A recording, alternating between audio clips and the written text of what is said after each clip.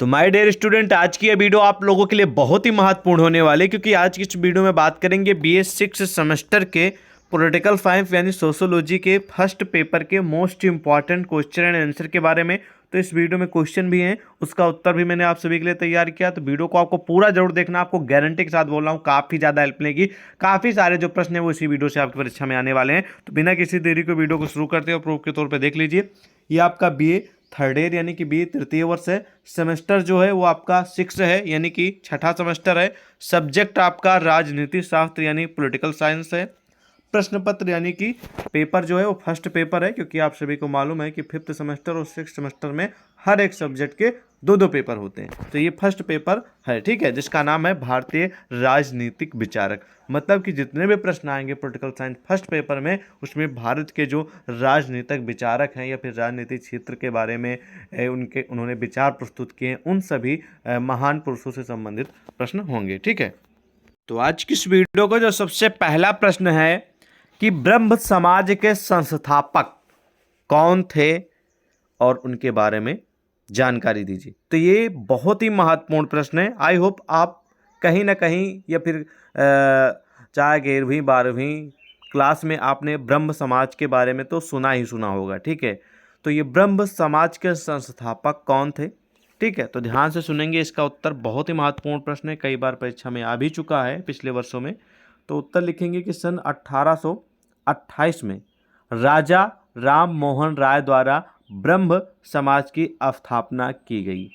इसको सामाजिक सुधार की दिशा में महत्वपूर्ण कार्य माना जाता है।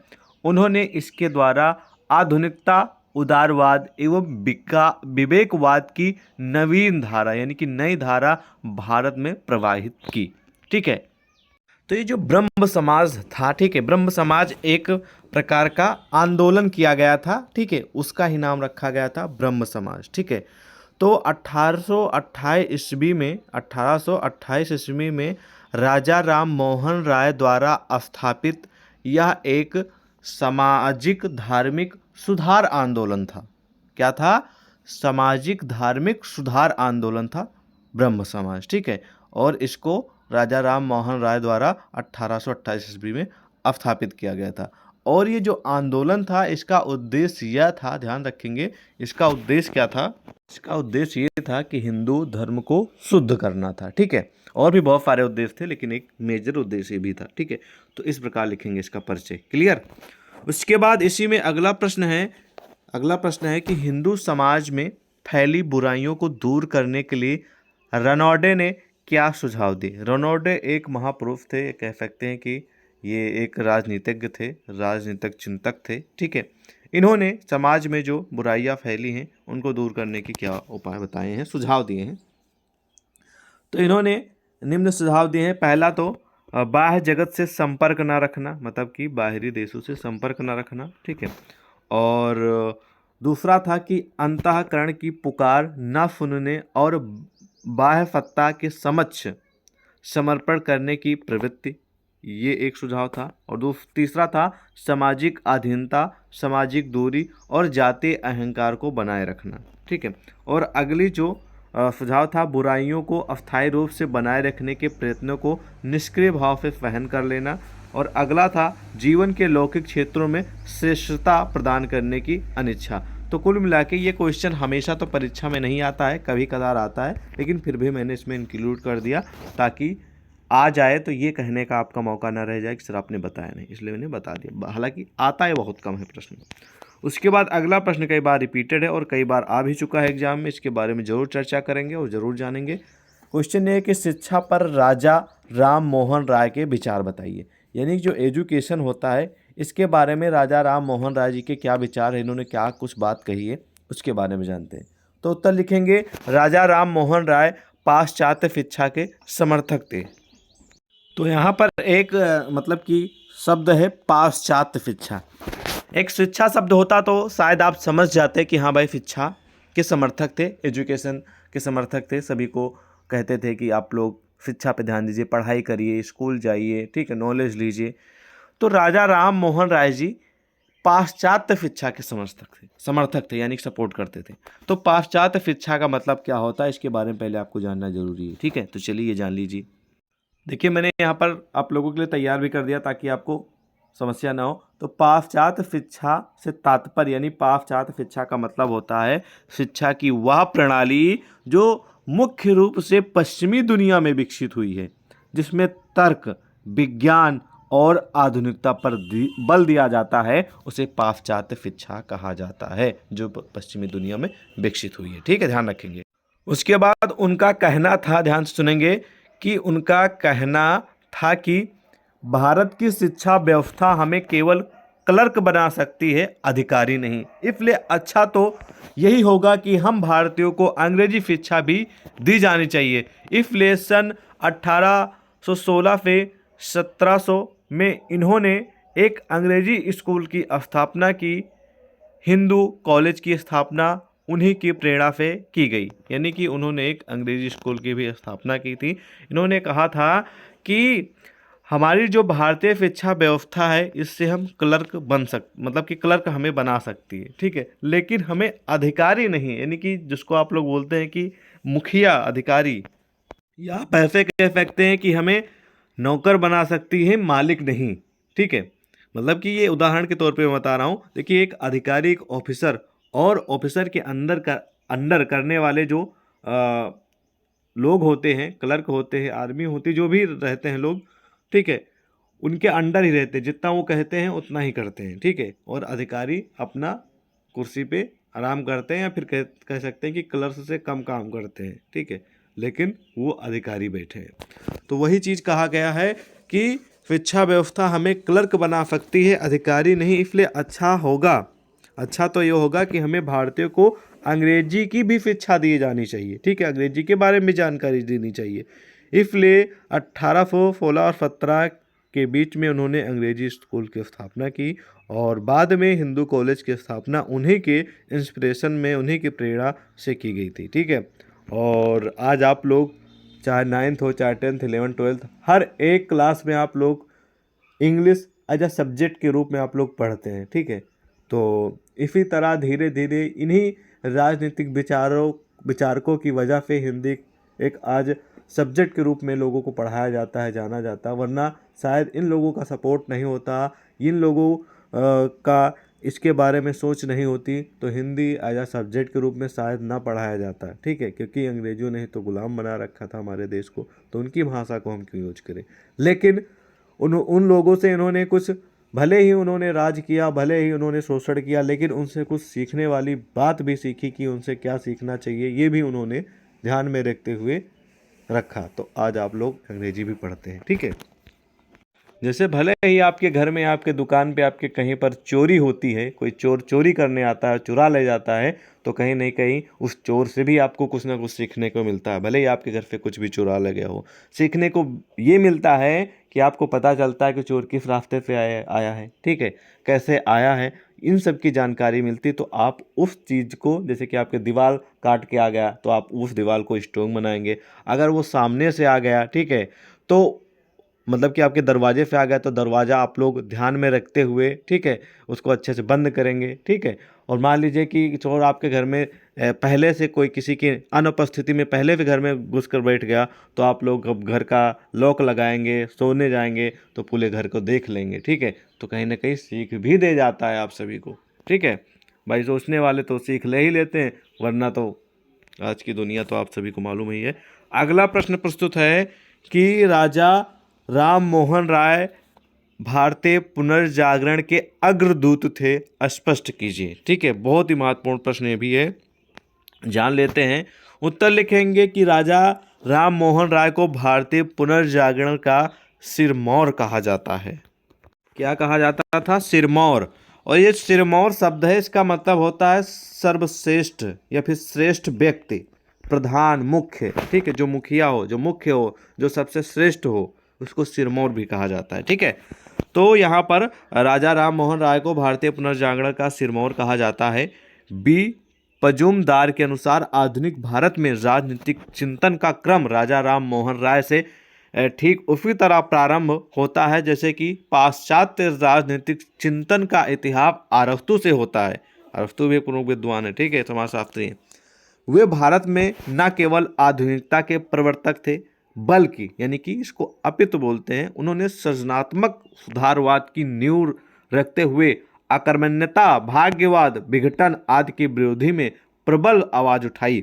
उन्हें भारत के आधुनिक राजनीतिक आंदोलन का जनक माना जाता है। ध्यान से सुनेंगे, उन्हें आधुनिक राजनीतिक आंदोलन का जनक भी माना जाता है राजा राम मोहन राय जी को। श्रीमती इंदिरा गांधी के अनुसार राजा राम मोहन राय ने हमें आधुनिकता की राह दिखाई है, ठीक है, कि आधुनिक जीवन में कैसे जिया जा सकता है, आधुनिक समय में, ठीक है, हम आगे कैसे बढ़ सकते हैं, साथ साथ में अपने देश को, अपने राजनीतिक क्षेत्र को, अपने सामाजिक क्षेत्र को लेकर उनकी प्रतिभा में रचनात्मक सजीवता होने के कारण उन्होंने अतीत और समकालीन दोनों संस्कृति के सर्वोत्तम गुणों को आत्मसात किया था। ठीक है, तो ये है राजा राम मोहन राय जी के बारे में विशेष परिचय, क्यों उनको पुनर्जागरण के अग्रदूत की उपाधि दी गई है, फिर उन्हें अग्रदूत कहा गया है। ठीक है, अगला प्रश्न है इसी में कि भारतीय पुनर्जागरण के कारण बताइए। ठीक है, तो भैया पुनर्जागरण बार बार शब्द आ रहा है, तो पुनर्जागरण का मतलब ही पहले समझ लीजिए पुनर्जागरण है क्या, फिर उसके बाद इसका कारण भी हम जान लेते हैं। तो ये जो पुनर्जागरण शब्द है, ठीक है, या फिर जो पुनर्जागरण बार बार आता है, इसका जो शाब्दिक अर्थ होता है, ये होता है कि फिर से जागना। मतलब पुनः, जागरण मतलब जागना, यानी कि फिर से जागना। ठीक है, और इसका अर्थ यही होता है। ठीक है, उसके बाद लिखेंगे पुनर्जागरण के बारे में कि 14वीं और 16वीं सदी के बीच यूरोप में जो सांस्कृतिक व धार्मिक प्रगत आंदोलन तथा युद्ध हुए, उन्हें ही पुनर्जागरण कहा जाता है। ध्यान से सुन लीजिए, 14वीं और 16वीं की सदी के बीच में यूरोप में जो सांस्कृतिक व धार्मिक प्रगत आंदोलन तथा युद्ध हुए थे, ठीक है, उन्हें ही पुनर्जागरण कहा जाता है। इसके फलस्वरूप यानी इसके बाद जो रिजल्ट निकला, उससे जीवन के प्रत्येक क्षेत्र में नवीन या नई चेतना आई। ठीक है, तो ये इसका अर्थ, और ये कब से शुरू हुआ, किस वजह से कहा जाता है, इसके बारे में बेसिक परिचय। आई होप 2-3 बार इसको और पढ़ लीजिए ऊपर से नीचे, नस नस में बैठ जाएगा। ठीक, क्लियर। अब कारण की बात करते हैं। पहला कारण है भैया पुनर्जागरण के कारण में, पहला है कि पाश्चात्य शिक्षा एवं संस्कृति, दूसरा है यातायात तथा संचार सुविधा का विकास हुआ, भारत का गौरवपूर्ण अतीत, ठीक है, लॉर्ड लिटन की साम्राज्यवादी नीति। ये हैं भारतीय पुनर्जागरण के कारण, जिनको ध्यान में रखना काफी हेल्पफुल प्रश्न है। अगला प्रश्न है कि वर्ण एवं जाति व्यवस्था पर डॉक्टर भीमराव अम्बेडकर के विचार क्या है। डॉक्टर भीमराव अम्बेडकर के बारे में आप सभी को परिचय देने की आवश्यकता नहीं, फादर ऑफ कॉन्स्टिट्यूशन है, यानी कि संविधान के जन्मदाता हैं, और इन्हीं की संविधान जो बनाया है उसी हिसाब से आज हमारा भारत देश चल रहा है। ठीक है, तो इन्होंने कहा है, इन्होंने जो वर्ण एवं जाति व्यवस्था के बारे में अपने विचार प्रस्तुत किए हैं, वो क्या हैं उसके बारे में जानते हैं। तो उत्तर लिखेंगे, डॉक्टर अंबेडकर वर्ण एवं जाति प्रथा के विरोधी थे, यानी वो जाति और वर्ण को नहीं मानते थे, इन सब चीज़ों का विरोध करते थे। दलितों यानी कि जो गरीब SC ST तो हैं ही, साथ साथ में गरीब है, और उनके हक का, जो उनको हक मिलना चाहिए उसको छीन लिया गया हो, ठीक है, उसको हम दलित लोग कहेंगे। ठीक है, तो उन दलितों के उत्थान के लिए उन्होंने कई कार्य किए हैं। जाति पात और ऊंच नीच की खाई को समाप्त करने के लिए उन्होंने अंतरजातीय विवाह का समर्थन किया है। उन्होंने कहा कि इंसान तो इंसान ही है, चाहे वो जिस भी जाति का हो। ठीक है, तो इस चीज़ के लिए उन्होंने जाति पात की जो ये कोई इस छोटी जात का है, कोई बड़ी जात का है, तो इस जो बहुत बड़ा कन्फ्यूजन है, ये जो बहुत बड़ा लोगों के अंदर अंधविश्वास फैला हुआ है, इसकी खाई को समाप्त करने के लिए उन्होंने बहुत ही ज़्यादा अथक प्रयास किए हैं, और उसके लिए इन्होंने अंतर जातीय विवाह का भी समर्थन किया है कि आप किसी भी जात के हैं तो किसी भी जात के लोग से विवाह कर सकते हैं। उनका कहना था कि सभी जातियों के लोग सभी जातियों में अपना विवाह करें, इसमें समाज में भेदभाव को समाप्त किया जा सकता है। इसी बात को ध्यान में रखते हुए डॉक्टर भीमराव अम्बेडकर ने अपना विवाह दूसरी जात की लड़की से किया था। ठीक है, कि अगर हम ही अगर सेम कास्ट से करेंगे तो हम दूसरी जात के लोगों को क्या मैसेज देंगे। ठीक है, तो उन्होंने कहा कि हम ही शुरुआत करते हैं, हम ही करेंगे, तो हम कम से कम एक मैसेज के तौर पे लोगों को बता देंगे कि हाँ, हमने तो देखिए दूसरे जाति में विवाह किया, क्या हम मर गए या फिर हमें कोई समस्या हो गई। ठीक है, अगर कोई राजी खुशी है तो अपने सेम कास्ट से, सेम जाति से विवाह कर सकता है, ये कहना BR अम्बेडकर जी का। अगर वो नहीं चाहता है, जैसे कि वो जिसको पसंद करता है यहाँ है या फिर किसी वजह से दूसरे कास्ट में शादी करना चाह रहा है तो वो स्वतंत्र है, बिल्कुल कर सकता है। और ये संविधान में इसका उल्लेख भी है, किसी को किसी भी धर्म या फिर किसी भी जात में ज़बरदस्ती विवाह शादी नहीं किया जा सकता। वो अपनी स्वेच्छा अनुसार किसी भी धर्म को, किसी भी जात में अपना विवाह कर सकता है, उसका संविधान पूरा सपोर्ट करता है। आज आप लोग देखते ही हैं कि नए नए जो युवा पीढ़ी है वो किसी भी धर्म के, किसी भी जात के लड़की या लड़का आपस में प्यार मोहब्बत करके शादी कर लेते हैं, लेकिन उन पे किसी भी प्रकार का कोई भी केस या फिर कोई भी उनको पनिशमेंट, दंड नहीं दिया जाता, क्योंकि ये संविधान में उल्लेख कर गए हैं डॉक्टर BR अम्बेडकर जी। ठीक है, तो इस प्रकार लिखेंगे परिचय। और उसके बाद अगला प्रश्न है कि डॉक्टर अंबेडकर के राजनीतिक विचार क्या हैं। इन्होंने राजनीतिक क्षेत्र में, जो पॉलिटिकल का क्षेत्र है, ठीक है, पॉलिटिकल आप लोग समझ गए होंगे, राजनीतिक क्षेत्र जो समय समय पर इलेक्शन होते हैं, नेता, नगरी, ठीक है, मंत्री, सब ये राजनीतिक ही तो है, ठीक है, और इलेक्शन आते हैं, सब राजनीति है, ठीक है। तो कुल मिला के अम्बेडकर जी ने राजनीतिक क्षेत्र के बारे में क्या विचार दिए हैं वो जानते हैं। तो इन्होंने कहा है कि अम्बेडकर जी ने कहा है कि राज्य को एक आवश्यक राजनीतिक संगठन मानते हैं, परंतु समाज को सर्वोच्च नहीं मानते हैं। राज्य के अस्तित्व का आधार लोगों में सत्ता के पालन की भावना है। अम्बेडकर जी ने कुछ विचारों को इस प्रकार बताया है, जो कि ये मुख्य बिंदु है। पहला है कि संसदीय लोकतंत्र के प्रशंसक, ये राजनीतिक विचार है इनका। दूसरा है कि धर्म राजनीतिक से अलग है, धर्म राजनीति से अलग है। तीसरा है नागरिकों को धार्मिक स्वतंत्रता है, किसी भी धर्म, किसी भी से विवाह शादी और फिर किसी भी धर्म को परिवर्तित भी कर सकते हैं। और अगला है कि मजबूत केंद्र का होना, जाति प्रथा के विरोधी, अस्पृश्यता विरोधी, वर्ण व्यवस्था की आलोचना। तो ये हैं डॉक्टर BR अम्बेडकर जी के राजनीतिक विचार। ठीक है, तो ध्यान रखेंगे। उसके बाद अगले महापुरुष जो हैं वो है महात्मा ज्योतिबा फुले। इनके सामाजिक विचार क्या हैं या फिर इनके राजनीतिक विचार क्या हैं, तो दोनों विचार पढ़ लीजिएगा। हो सकता है राजनीतिक विचार आ जाएं, हो सकता है कि सामाजिक विचार आ जाएं। ठीक है, तो चलिए थोड़ा परिचय इनके बारे में भी जान लेते हैं, इनके विचार के बारे में। ठीक है, तो उत्तर लिखेंगे ज्योतिबा फुले ने आधुनिक भारत के प्रसिद्ध समाज सुधारक थे। फुले जी जो थे ये आधुनिक भारत के प्रसिद्ध समाज सुधारक थे। ठीक है, वे शूद्र जात के थे, अतः उन्हें हिंदू वर्ण व्यवस्था की बुराइयां तथा सामाजिक अन्याय का प्रत्यक्ष अनुभव था। अन्याय के विरुद्ध निम्न जातियों को उन्होंने संगठित किया। उनका विचार था कि समस्त स्त्री पुरुष जन्म से स्वतंत्र एवं समान हैं। जब ईश्वर ने उसे स्वतंत्र एवं समान बनाया है, तब किसी व्यक्ति को दूसरे के दमन का अधिकार नहीं रह जाता। उन्हें कानून के समक्ष समानता मिलने के साथ प्रशासनिक सेवा भी समान अवसर मिलना चाहिए। फुले के अनुसार भारत में निम्न जातियों की स्थिति में थोड़ा बहुत सुधार हुआ था, वह ब्रिटिश शासन की देन है, परंतु यह पर्याप्त नहीं था। इसके लिए जनसाधारण की शिक्षा का विस्तार जरूरी था। ब्रिटिश शासन पर उन्होंने आरोप लगाया कि उसके द्वारा जनसाधारण की शिक्षा की अनदेखी की गई। डॉक्टर BR अम्बेडकर ने ज्योतिबा फुले के विचारों से प्रभावित होकर अस्पृश्य जातियों के उत्थान के लिए कार्य किया। ठीक है, तो इस प्रकार लिखेंगे इनके बारे में, इन्होंने जो सामाजिक विचार प्रस्तुत किए। फिलहाल इसमें ऐसा कोई पैराग्राफ या फिर ऐसा कोई लाइन नहीं है जो आपको मतलब कि डिटेल में उसके बारे में समझाने की आवश्यकता है, क्योंकि इसमें सब स्पष्ट लिखा है। एक ही बार, दो बार पढ़ने से आपके अच्छे से दिमाग में बस जाएगा। ठीक है, उसके बाद अगला प्रश्न है कि डॉक्टर BR अम्बेडकर का धर्म संबंधी विचार बताइए। तो इन्होंने धर्म संबंधी क्या विचार प्रस्तुत किए हैं उसके बारे में जान लेते हैं।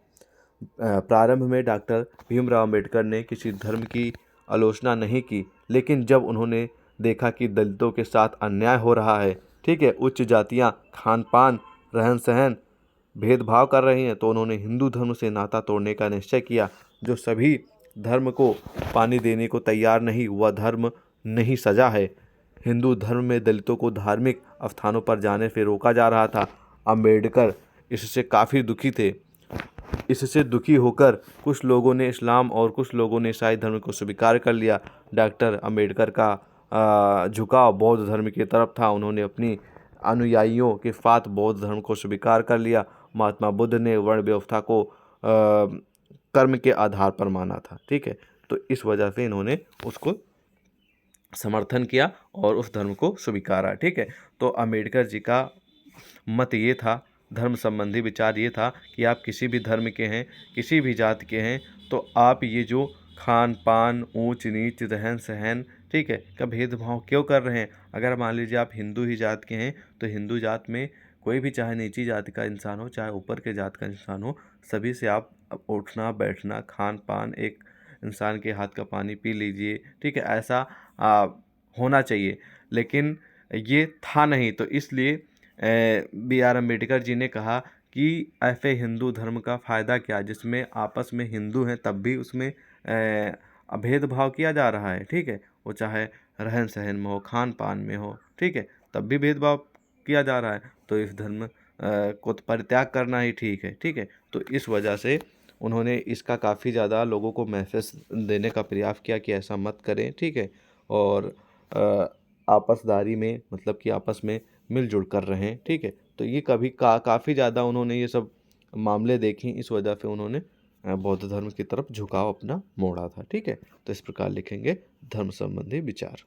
अगला प्रश्न है कि महात्मा गांधी जी के राज्य संबंधी अवधारणा या फिर धारणा के बारे में बताइए। तो महात्मा गांधी राज्य के विरोधी थे। मार्क्सवादियों तथा अराजकतावादियों के समान वे एक राज्य विहीन समाज की स्थापना करना चाहते थे।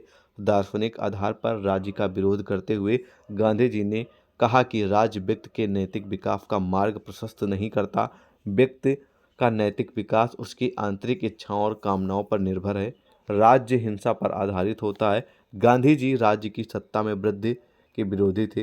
राज्य का विरोधी गांधी जी इसलिए करते थे क्योंकि वह हिंसात्मक होता है, ठीक, इस वजह से वो राज्य का विरोध करते थे। तो फिलहाल ये क्वेश्चन हमेशा तो नहीं आता, लेकिन महात्मा गांधी जी से जुड़ा कोई ना कोई क्वेश्चन जरूर देखने को मिलेगा, या फिर महात्मा जी के सामाजिक विचार क्या थे, राजनीतिक विचार क्या थे, धार्मिक विचार क्या थे, ऐसे प्रश्न आ सकते हैं।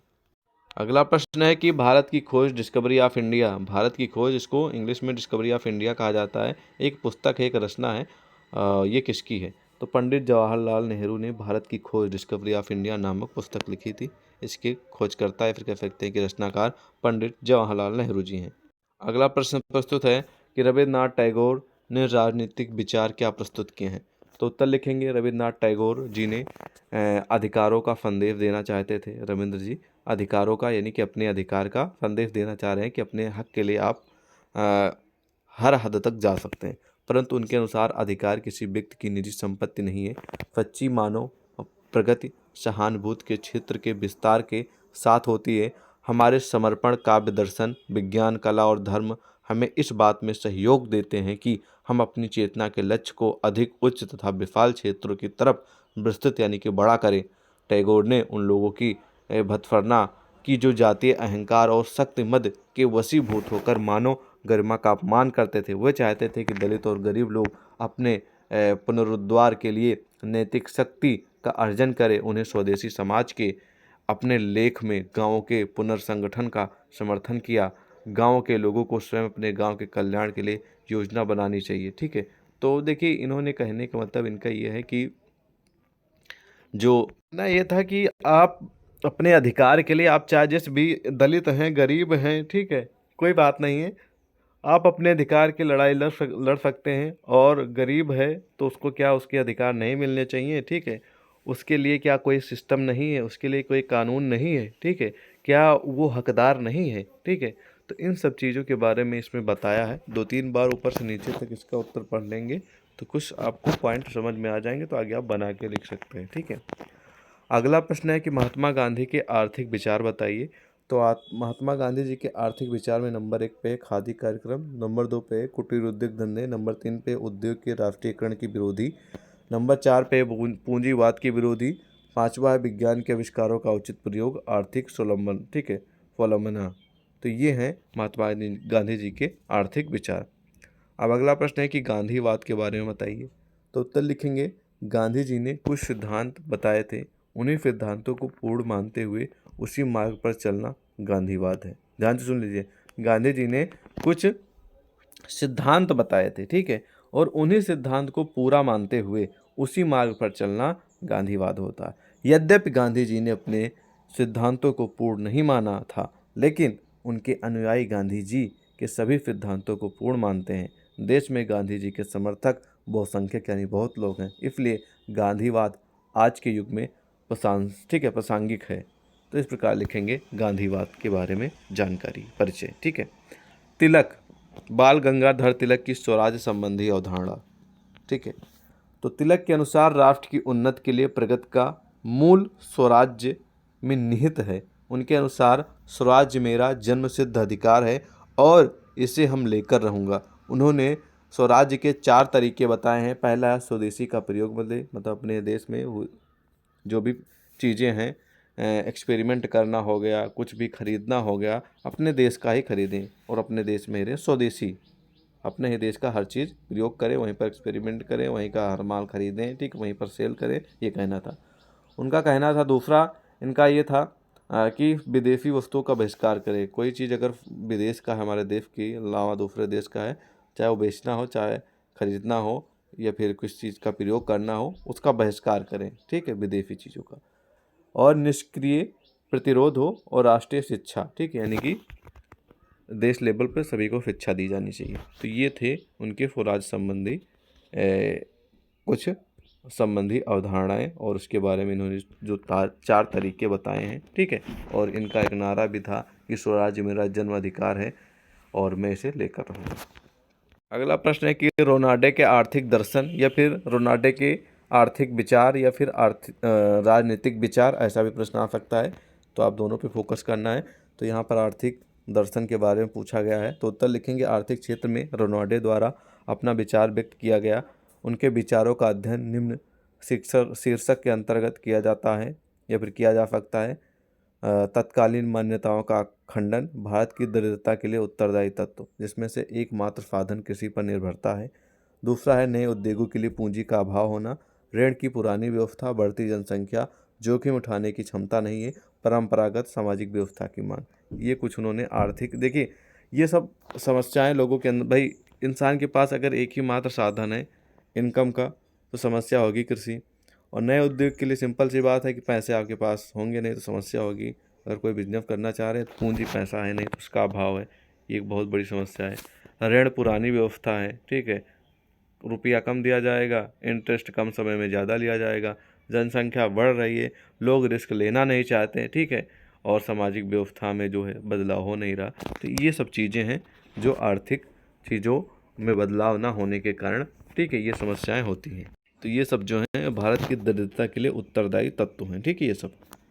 उसके बाद अगला पॉइंट इसमें है कि औद्योगिकीकरण का समर्थन, ग्रामीण क्षेत्रों में पूंजी लगाने का समर्थन करना, कृषि क्षेत्र में संसाधन की बढ़ोतरी, ठीक है, देश की कुछ जनसंख्या कृषि के अतिरिक्त अन्य कार्यों में लगाई जाए, तब हमारे देश की जो फाइनेंशियल चीज़ें हैं वो स्ट्रॉन्ग हो सकती हैं। हम लोग फाइनेंशियल रूप से स्ट्रॉन्ग हो सकते हैं, आम जनता भी, ठीक है, कि हम कृषि के अलावा अन्य भी कार्य में अपना हाथ जरूर बटाएं या फिर अन्य कार्य भी करें। ओके। अगला प्रश्न है कि 4 पुराणों के नाम लिखिए, ठीक है। तो आपके जानकारी के लिए बता दें कुल पुराणों की संख्या 18 है, जिसमें से 4 पुराण क्वेश्चन पूछ रहा। तो पहले लिख देंगे वायु, दूसरा हरिवंश पुराण, विष्णु पुराण, मत्स्य पुराण। तो ये हो गए 4 पुराणों के नाम, पुराण के नाम। कौटिल्य के अनुसार दुर्ग के बारे में बताना है, ठीक है। तो उत्तर लिखेंगे कौटिल्य के अनुसार सप्तांगों में दुर्ग का बहुत ही ज़्यादा महत्व है, विशेष है। दुर्ग का सुदृढ़ होना राज्य की सुरक्षा के लिए अति आवश्यक है। कौटिल्य के अनुसार 4 प्रकार के दुर्ग होते हैं। पहला है औदक दुर्ग, जिसके अंतर्गत जो चारों तरफ पानी से घिरा हो। दूसरा है पर्वत दुर्ग, वह दुर्ग जो पर्वत की श्रेणियों से घिरा हो। अगला है कि धानवन दुर्ग, जो रेगिस्तान में हो और जहां शत्रु के लिए पहुंचना काफ़ी कठिन हो। और अगला है वन दुर्ग, जो बीहड़ जंगलों में बना हो और शत्रु वहां तक, यानी कि जो आपका दुश्मन है वो वहां तक पहुंचने का मार्ग ही ना खोज पाए, ठीक है। तो ये हो गए कौटिल्य के अनुसार 4 दुर्गों के बारे में परिचय। उसके बाद अगला प्रश्न है कि मनु के सिद्धांत का उल्लेख किस पुस्तक में मिलता है। तो मनु के सिद्धांत का उल्लेख जो है वो मनु स्मृति एक पुस्तक है, उसी में मिलता है। यह एक महान कृत है जिसमें 12 अध्याय भी हैं। मनु स्मृति एक पुस्तक है और एक बहुत ही महान रचना है और इसमें 12 अध्याय भी हैं, ठीक है। अगला प्रश्न प्रस्तुत है कि राज्य की उत्पत्ति के संबंध में कौटिल्य के विचार बताइए, ठीक है। तो उत्तर लिखेंगे कौटिल्य के अनुसार राज्य की उत्पत्ति सामाजिक समझौते के द्वारा हुई है। एक स्थान पर उन्होंने बताया है कि राज्य से पूर्व समाज में मत्स्य न्याय का प्रभाव था। जिस प्रकार बड़ी मछली छोटी मछली को खा जाती है, उसी प्रकार समाज के सबल पुरुष निर्बल पुरुषों के विनाश में हमेशा सक्रिय रहते हैं। इस व्यवस्था पे तंग आकर लोगों ने विवासन के पुत्र मनु को अपना राजा बनाया। जनता अपनी अन्न की उपज का 6वां भाग, व्यापार का 10वां भाग कर के रूप में यानी कि टैक्स के रूप में देगी। राजा जनता के अधिकारों की रक्षा जब तक करेगा तभी तक, मतलब कि राजा जनता के अधिकारों की रक्षा जब तक करेगा तभी तक उसे कर देने की व्यवस्था होगी। मतलब कि जब तक उसकी रक्षा करेगा, प्रोटेक्शन करेगा, तभी तक उसको दिया जाएगा टैक्स। ठीक है, उसके बाद नहीं दिया जाएगा। आप सभी को मालूम है कि छोटी मछली बड़ी मछली की बात इसलिए हो रही है क्योंकि ये रियल बात है। आम जनता, आप देखिए, अगर आपके घर में, पड़ोस में, या फिर आपके क्षेत्र में, समाज में, गाँव में, शहर में अगर कोई गरीब है ना, तो उसके हक का लोग मारने का प्रयास जरूर करेंगे। ठीक है, कि सोचेंगे कि अनपढ़ है, ये अनएजुकेटेड है, इसको जानकारी नहीं है, तो इसका जो हक मिल रहा है उसमें थोड़ा हम भी सेंधमारी कर दें। ठीक है, तो ये सिंपल, ये आज की भी प्रॉब्लम है, पहले तो थी, आज की भी प्रॉब्लम है ये। ठीक है, तो इस प्रकार लिखेंगे इसके बारे में। हालांकि क्वेश्चन बहुत हैं, वीडियो लंबी ना हो, इसलिए पूरी PDF हम आपको टेलीग्राम, व्हाट्सएप पे आप लोग कहेंगे तो डाल देंगे। वहीं से ये पूरी PDF आप लोग प्राप्त कर लीजिएगा और इसमें बहुत सारे महत्वपूर्ण प्रश्न और उसके उत्तर दिए गए जो आपके एग्जाम के नज़रिए से बहुत ही महत्वपूर्ण है। तो तैयारी कर लीजिएगा, आपको हेल्प मिल जाएगी। वीडियो के डिस्क्रिप्शन में टेलीग्राम, व्हाट्सएप ग्रुप का लिंक मिल जाएगा, उससे ज्वाइन होकर आप पर्सनल मैसेज करके PDF प्राप्त कर सकते हैं। और आपका अपना ही चैनल सक्सेस टू सब्सक्राइब कर लीजिएगा। हर सब्जेक्ट की तैयारी विधिवत तरीके से कराई जाती है। मिलते हैं एक और नई वीडियो के साथ, जब तक के लिए जय हिंद।